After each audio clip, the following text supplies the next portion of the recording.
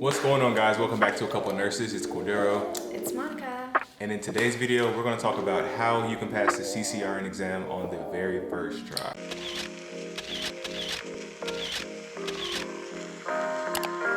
First try, y'all. We did it. We just passed today, literally like about, what, an hour ago? Where's our little papers?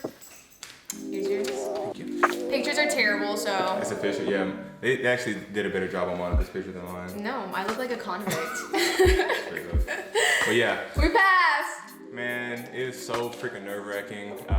And we had some guidance and we used some resources. So in this video today, we're going to share with you the resources that we used to pass on the first try. Absolutely. And of course, before we get into the content, if you find any value in this video, be sure to like, share, subscribe, and comment Nurses Rock down in the bottom.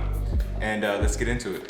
All right, so from my mentors that I talked to just on like my career path that I'm trying to go for, the number one thing that they recommended was Ccrn exam pass by Barron's. Yeah, that's fire. We got two of them.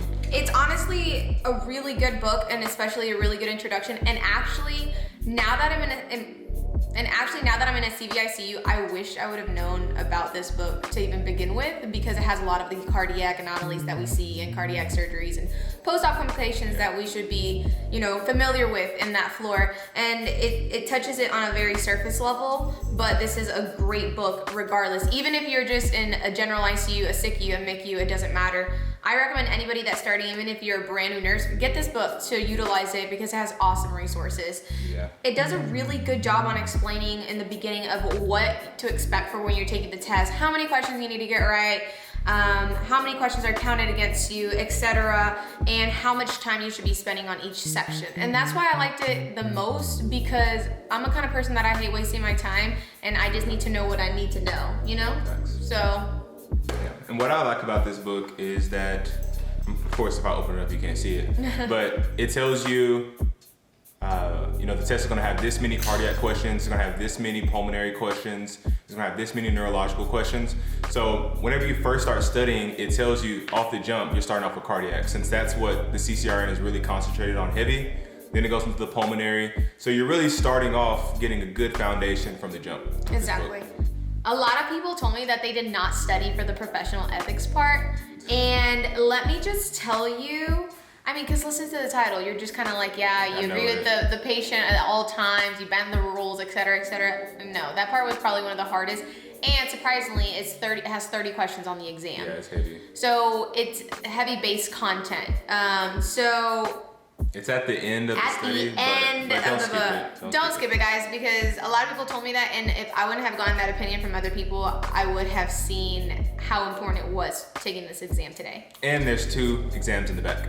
Which are great, have great rationales, but the last thing that I'd say I like about this book is that it's an easy read. It's not difficult to understand what they're trying to come across, and it's very clear and concise. Next, we have the Ccrn flashcards. There has 450 review and practice questions. This is literally the book, guys. The reason why I personally like this was I didn't have to carry my book around. If you're a flashcards person and like to be challenging yourself and see what the back is, this is a great tool. It's a lot shorter than the book, but it's legitimately the same exact thing. I didn't do any of these. Monica was using this, but if she says it's good, then it's good. We passed. So another thing is you can put cute little rings around it. That way you have all your sections organized. And again, it splits it per system base. So it goes, cardiovascular, pulmonary, etc., multi-system. It seems like it'll be something good to just have at work with you. Yeah. Just a ring, just put in your backpack. Exactly. All right, next thing that I suggest for you guys to pick up on was, I found this on Etsy. It's like www.etsy.com, shop Cornflower Blue Studio.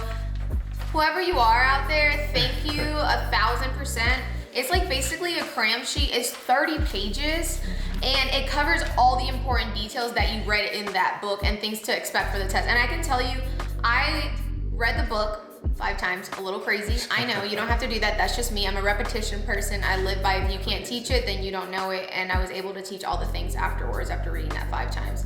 So anywho, I got tired of rereading content on there, so this cram sheet was an excellent tool because it's short, has bolded points, easy way to remember things, and again, it's 30 pages. Like, you can go through this 100 times and not get sick and tired of it. Try to go find her on Etsy or him or her on Etsy and buy this from them. This is a great tool. This was my favorite. 100%. I mean, it's so clear and concise. And now looking back, I feel like I could have been able to just study this personally and pass the test, but having that Barron's knowledge and being able to formulate everything together helped me answer other questions. Go. Another really, really good resource that I loved, and this was my other favorite thing, is the Ccrn. You Can Do It by Nicole Kupich. I'll put a link down in the bottom. This is nothing but practice tests. It has 3 practice tests, 150 questions each. So with this, after you get through the Barron's, after you read your cram sheet, you can use this to see how long does it take you to test. And it has really good rationales in the back. We found this on Amazon, and this was my absolute favorite. This is solid. What I have to say about that, the questions on here were probably the hardest questions that I have ever come across, because the ones on the Barron's book are more, okay, you studied all these things, let's see how much you know about these certain things. They made you critically think to an extent, but not like this book did. This book really, really, really exercised the fact that, hey, you have all this knowledge in your head, you're reading this question like you're taking care of your patient at work, what are you gonna do? Or what is priority? Or what is the initial thing to do? And this really helped you understand just anything that was complex in preparation for this exam in order to pass it on that first try. Yeah, it was like eight different critical care nurses that are contributing to this book, so they get it. And there was some stuff on there you were even like, what? But I was like, I don't know this. I think this was definitely paramount in our success. Absolutely. Last but not least, y'all, I'm on my phone and I did something called Pocket Prep. It's a pink little icon with the cross on it. Just go search it on your application store if you have an iPhone. Again, it's called Pocket Prep. I did pay the monthly subscription, $20, which I know I'm crazy about that I use for only 3 days, but your girl has a little bit of test anxiety and I like to utilize all my resources. And I will say the questions on there as well were difficult in content, and they taught me just different things that all my other resources did not teach me, which again, I think made it possible for us to pass on that first time, and made it possible for us to really understand in depth exactly when we're reading the question on how to best answer it. So don't just stick with one resource, don't just do one thing. Dip and dabble. You're gonna find different ways on how things get introduced to you in a question by doing multiple questions from different resources. I definitely suggest everything that we did was kind of like the way to go about it. A lot of people said that they only used Barron's, or they only used the recording from that lady. What was her name?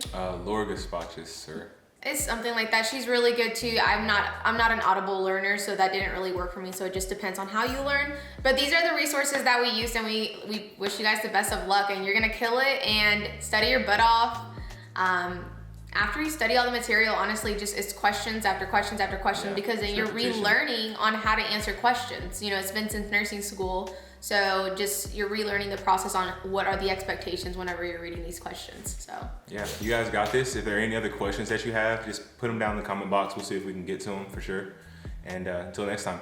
Don't forget to check out our podcast, Code Blue and Bullshit, and hit us up on Instagram, A Couple Nurses. Peace. Bye.